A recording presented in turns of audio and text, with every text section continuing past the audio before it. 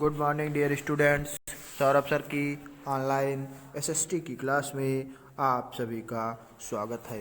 आज हम class 7th का जो चैप्टर है मानव पर्यावरण, बस्तियां, परिवहन एवं संचार, इसका इस वीडियो के माध्यम से अध्ययन करेंगे और देखेंगे कि मानव की जो बस्तियां हैं उनका पर्यावरण, परिवहन और संचार व्यवस्था किस प्रकार से चलती है। तो आइए देखते हैं। पृथ्वी पर मनुष्य का अभ्युदय लगभग 20 लाख वर्ष पूर्व हुआ था, किंतु तब वह जंगली अवस्था में रहता था और घुमक्कड़ जीवन व्यतीत करता था। शुरुआत में जो मनुष्य था वो क्या था? जंगली अवस्था में रहन सहन था उसका, और वो क्या करता था? घूमता रहता था एक स्थान से दूसरे स्थान पर। उसे भोजन के लिए आखेट की खोज में दर दर भटकना पड़ता था। प्राचीन काल में मनुष्य अपनी प्राथमिक आवश्यकताओं की पूर्ति के लिए पूर्णतः प्रकृति पर ही निर्भर था। उसे अपनी जीवन शैली बदलने में हजारों वर्ष लगे तथा बाद में उसने कृषि एवं पशुपालन करना आरंभ किया। कृषि से मानव जीवन में स्थिरता आई, क्योंकि उसे अपने खेतों के निकट रहकर फसलों की देखभाल करनी पड़ती थी। अतः उसने खेतों के निकट ही अपनी बस्तियां स्थापित की, जो कि प्रायः नदियों तथा झीलों के निकट स्थित थीं। मकानों के समूह को बस्ती कहते हैं। प्रारंभिक मानव बस्तियां प्राकृतिक गुफाओं के रूप में विकसित हुईं, किंतु ये बस्तियां स्थायी नहीं थीं, क्योंकि मनुष्य को अपने भोजन की तलाश में घूमना पड़ता था। जब मनुष्य ने फसलें उगाकर भोजन प्राप्त की व्यवस्था प्रारंभ की, तब स्थायी बस्तियों का विकास हुआ।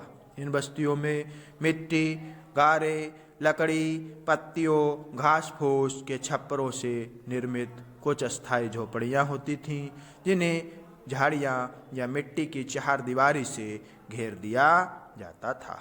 ये प्रारंभिक बस्तियाँ ही गांव कहलाती थीं, जो प्रायः नदी के निकट बसे होते थे तथा यहाँ जल सुलभ होता था। क्रमशः उद्योगों में व्यापार, वाणिज्य, परिवहन तथा संकट का विकास होने पर स्थायी बस्तियां बसाई गईं, जिनकी संख्या बढ़ती गई।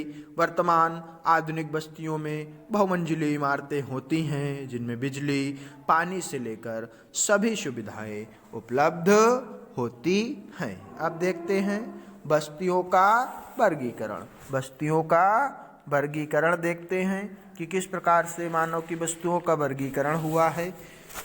तो बस्तियों का वर्गीकरण निम्न आधारों पर किया गया है। सबसे पहले नंबर आता है आकृति के आधार पर। बस्तियां निष्ठित या पुंजित एवं प्रकीर्ण प्रकार की होती हैं। बस्तियां कैसी होती हैं? निष्ठित, पुंजित एवं प्रकीर्ण प्रकार की होती हैं। पुंजित या निष्ठित बस्ती वह बस्ती होती है जिसमें मकान एक दूसरे के निकट स्थित होते हैं। नदी मैदानों में प्रायः ऐसी बस्तियां मिलती हैं। इनके विपरीत प्रकीर्ण बस्तियों में मकान दूर दूर स्थित होते हैं। ऐसी बस्तियां कठोर पर्यावरण या कम विकसित अर्थव्यवस्था की द्योतक हैं। प्रकीर्ण बस्तियां मरुस्थलों, पर्वतों, घने वनों तथा उत्तरी अमेरिका और ऑस्ट्रेलिया के मैदानों में पाई जाती हैं। नंबर 2, निवासियों के व्यवसाय के अनुसार बस्तियां प्राचीन अथवा नगरीय प्रकार की होती हैं। ग्रामीण बस्तियां वे हैं जिनके निवासी कृषि, मत्स्याखेट, वनोद्योग आदि प्राथमिक व्यवसायों में संलग्न रहते हैं। इसके विपरीत नगरीय बस्तियों के निवासी विनिर्माणीय उद्योगों, वाणिज्य, व्यापार, परिवहन आदि में संलग्न रहते हैं। कस्बों, नगरों तथा महानगरों में नगरीय बस्तियां पाई जाती हैं। उपयोग की अवधि के अनुसार कोई बस्ती अस्थायी या स्थायी हो सकती है। अस्थायी बस्तियां वे हैं जिन्हें कम समय के लिए प्रयोग में लाया जाता है, फिर उन्हें त्याग दिया जाता है। आदि मानव की गुफा बस्तियां भी इसी प्रकार की हैं। आज भी अनेक आदिम जाति के वर्ग जो उष्णकटिबंधीय वर्षावनों, मरुस्थलों, टुंडा प्रदेशों के कठोर पर्यावरण में रहते हैं, अस्थायी झोपड़ियाँ या बस्तियां बनाते हैं। इसके विपरीत स्थायी बस्तियां लंबे समय तक प्रयोग में आती हैं। इसके फल क्या होता है विपरीत? जो स्थायी बस्तियां होती हैं उनमें क्या होता है? लंबे समय तक मनुष्य रहता है। परिवहन तथा संचार व्यवस्था देखते हैं। लिखा हुआ है बस्तियां बसने के साथ साथ परिवहन और संचार के साधन मानव जीवन का एक अभिन्न अंग बन गए हैं। परिवहन के प्राथमिक साधन। जब मनुष्य नदियों के समीप बस्तियां बनाकर रहता था तो परिवहन के साधन के रूप में नाव का प्रयोग करता था। सर्वप्रथम लकड़ी के लट्ठों को नाव के रूप में प्रयोग किया जाता था जो पानी में तैर सकते थे। इन नावों को राफ्ट कहते थे। सबसे पहले क्या? लकड़ी के लट्ठों से मानव नाव निर्मित करता था जिन्हें क्या कहते थे? राफ्ट। धीरे धीरे नाव या किश्ती बनाना प्रारंभ कर दी गई जिन्हें चप्पों की सहायता से चलाया जाता था। जब मानव ने पशुपालन प्रारंभ कर दिया तो वे उसकी पीठ पर बैठकर एक स्थान से दूसरे स्थान पर जाने लगे। पहिए का आविष्कार यातायात के इतिहास का एक महत्वपूर्ण घटना है। अब वे पहिए की गाड़ी बना सकते थे जिन्हें पशु या मानव खींचा करता था। इस प्रकार की गाड़ियां कच्ची सड़कों पर ही चल पाती थी। आज भी हम गांव में कच्ची सड़कें या मार्ग देख सकते हैं। ये सड़कें वर्षा ऋतु में कीचड़ से भर जाती हैं। यातायात के साधनों का उपयोग यात्रियों तथा सामानों को एक स्थान से दूसरे स्थान पर पहुंचाने के लिए किया जाता है। इसके अंतर्गत बस, कार, रेलगाड़ी, स्टीमर, ट्रक तथा हवाई जहाज आदि आते हैं। संचार का अर्थ है एक स्थान से दूसरे स्थान पर संदेश पहुंचाना। टेलीफोन, तार तथा विभिन्न डाक सेवाएं इत्यादि संचार के विभिन्न साधन हैं। अब आता है यातायात के आधुनिक साधन। सभ्यता के विकास के साथ अधिक तीव्र गति से और अच्छे यातायात के साधनों की आवश्यकता हुई जिससे लोग अधिक दूरी कम समय में तय कर सकते थे।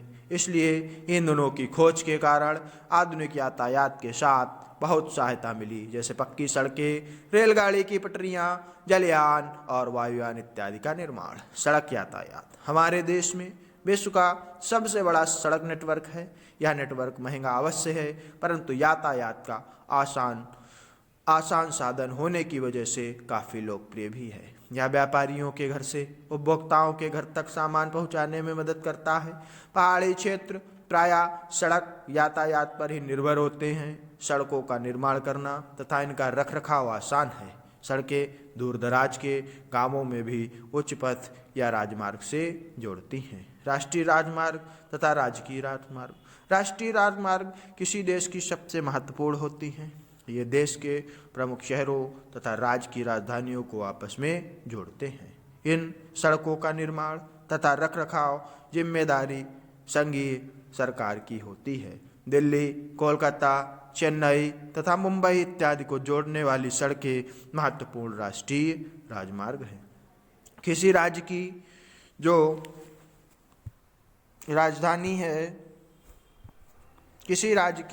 जो राजधानी होती है उसके प्रमुख शहरों को जोड़ने वाली सड़कें राज्य की राजमार्ग कहलाती हैं। इन सड़कों के रखरखाव की जिम्मेदारी राज्य सरकार की होती है। अधिक चौड़ी सड़कें जिन पर एक साथ कई वाहन तेज गति से दौड़ सकते हैं महामार्ग या एक्सप्रेस हाईवे कहलाते हैं। भारत के बड़े शहर जैसे मुंबई, कोलकाता, दिल्ली, चेन्नई आदि महामार्गों द्वारा आपस में जोड़े गए हैं। नंबर 2 पर आता है रेल यातायात। रेल के बारे में तो सभी लोग जानते होंगे।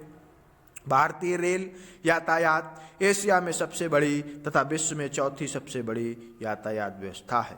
रेल यातायात के माध्यम से बड़ी मात्रा में सामान दूर दूर तक काफ़ी कम समय में पहुंचाया जाता है। ये अपेक्षाकृत सस्ते भी होते हैं। रेल मार्ग सभी महत्वपूर्ण शहरों, बंदरगाहों तथा हवाई अड्डों को आपस में जोड़ते हैं। रेल मार्ग क्या होते हैं? सभी को आपस में जोड़ते हैं।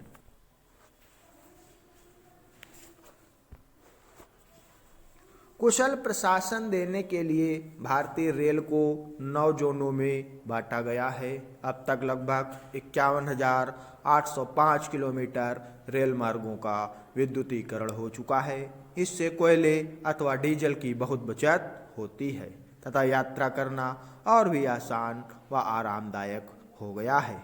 नई दिल्ली तथा मुंबई के बीच राजधानी एक्सप्रेस बहुत तेज चलने वाली रेलगाड़ी है, जिसकी चाल 120 से 130 किलोमीटर प्रति घंटा होती है। डीजल से चलने वाली लंबी दूरी की रेलगाड़ियों की चाल 100 से 111 किलोमीटर प्रति घंटा होती है। प्रमुख शहरों में स्थानीय रेलगाड़ियां होती हैं जो यात्रियों को शहर के विभिन्न भागों में पहुंचाती हैं, जिनको आप क्या कहते हैं, मेट्रो। मेट्रो जानते हैं, जो कि शहर के अंदर ही चलती है ना। जैसे दिल्ली में चलती है, लखनऊ में चलती है, तो ये गाड़ियां क्या होती हैं, शहर के अंदर ही चलती हैं, जिनको क्या कहते हैं, मेट्रो कहते हैं। प्रमुख शहरों में मुंबई की स्थानीय रेल सेवा सबसे अच्छा स्थानीय रेल सेवा है। दिल्ली तथा कोलकाता में भूमिगत रेल यातायात की सुविधा है, जिसे मेट्रो रेल कहते हैं। नंबर 3 आता है जल यातायात। जल यातायात का सबसे सस्ता साधन है, क्योंकि इसके लिए पानी में न पटरियां बिछानी पड़ती हैं और ना ही सड़कें बनानी पड़ती हैं। नदी, नहर, झील तथा सागर का प्रयोग जल यातायात के लिए होता है। जल सबसे प्राचीन यातायात का साधन है। आजकल नाव, स्टीमर तथा जहाज बहुत से यात्रियों तथा सामान को ले जाते हैं। इनमें से अधिकतर इंजन से चलते हैं, अतः उनकी गति काफी तेज होती है। बहुत से जहाज व्यापारिक सामान को एक देश से दूसरे देश तक ले जाते हैं। अधिकतर अंतर्राष्ट्रीय व्यापार समुद्री जहाजों द्वारा होता है। नंबर 4 आता है वायु यातायात। यातायात के साधन के क्षेत्र में यह सबसे आधुनिकतम साधन है। मानव पक्षी की तरह आकाश में उड़ना चाहता था, तथा उसने पक्षी की तरह उड़ने के लिए किसी वस्तु का आविष्कार करना चाहा। हवाई जहाज के आविष्कार ने सारे संसार को समीप कर दिया। आप हवाई जहाज से कुछ घंटों में ही कई हजारों किलोमीटर की दूरी तय कर सकते हैं। आप लगभग 24 घंटे में पूरा संसार घूम सकते हैं, परंतु यह सबसे महंगा यातायात क्या साधन है। घूम तो आप 24 घंटे में पूरा संसार लेंगे, लेकिन सबसे महंगा साधन है। इसमें बहुत से रुपए खर्च होते हैं, क्योंकि इसके लिए अत्यधिक मात्रा में तेल का प्रयोग होता है और यह तेल बहुत महंगा होता है।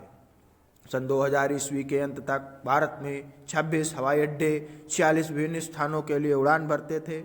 इंडियन एयरलाइंस देश की प्रमुख घरेलू वायु सेवा प्रदान करती है।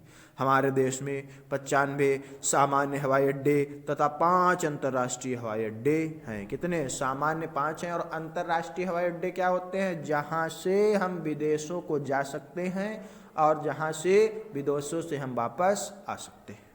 इंदिरा गांधी अंतर्राष्ट्रीय हवाई अड्डा दिल्ली, सहारा अंतर्राष्ट्रीय हवाई अड्डा मुंबई, नेताजी सुभाष चंद्र बोस अंतर्राष्ट्रीय हवाई अड्डा कोलकाता, मीनाम्बकम अंतर्राष्ट्रीय हवाई अड्डा चेन्नई तथा तिरुवनंतपुरम।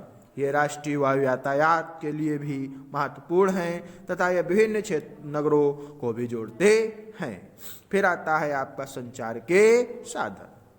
संदेशों को जिन साधनों के द्वारा एक स्थान से दूसरे स्थान पर भेजा जाता है या प्राप्त किया जाता है, उन्हें संचार के साधन कहते हैं। स्वतंत्रता प्राप्त के बाद भारत में संचार के माध्यमों में तीव्र विकास हुआ है। डाक सेवाएं संदेशों को भेजने तथा प्राप्त करने के सबसे सस्ते साधन हैं।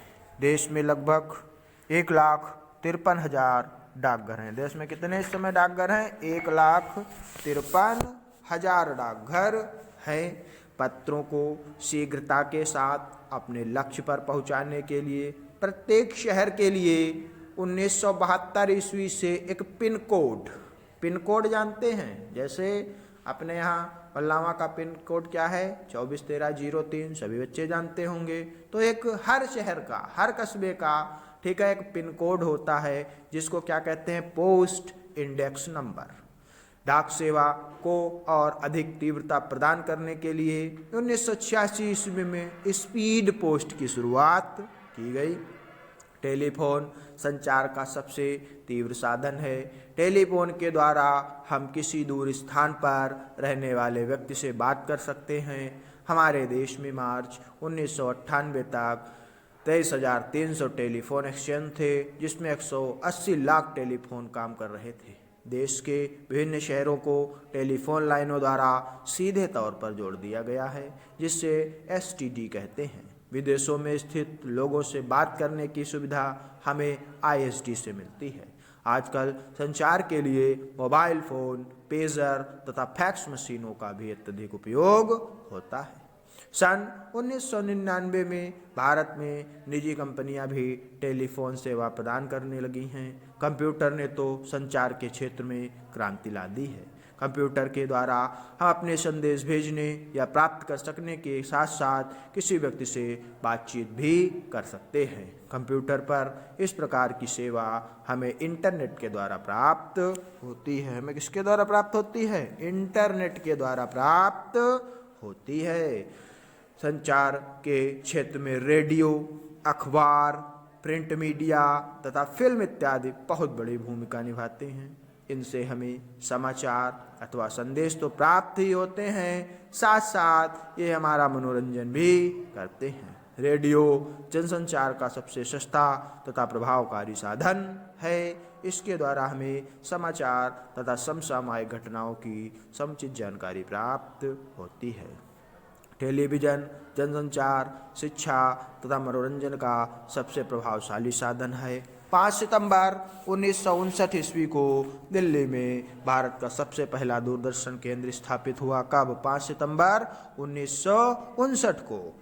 वर्तमान में हमारे देश में दूरदर्शन के साथ कई स्थानीय तथा अंतर्राष्ट्रीय चैनल भी काम कर रहे हैं। ये सभी चैनल अंतर्राष्ट्रीय स्तर की प्रसारण सेवा प्रदान करते हैं। प्रिंट मीडिया भी जनसंचार का एक महत्वपूर्ण साधन है। यह राष्ट्रीय तथा अंतर्राष्ट्रीय घटनाक्रमों को विस्तृत जानकारी देने के लिए सबसे लोकप्रिय साधन है। इसे राष्ट्र का चौथा स्तंभ भी कहा जाता है। सिनेमा या फिल्म भी जनसंचार का एक महत्वपूर्ण साधन है, क्योंकि यह देश की संस्कृति को दर्शाता है।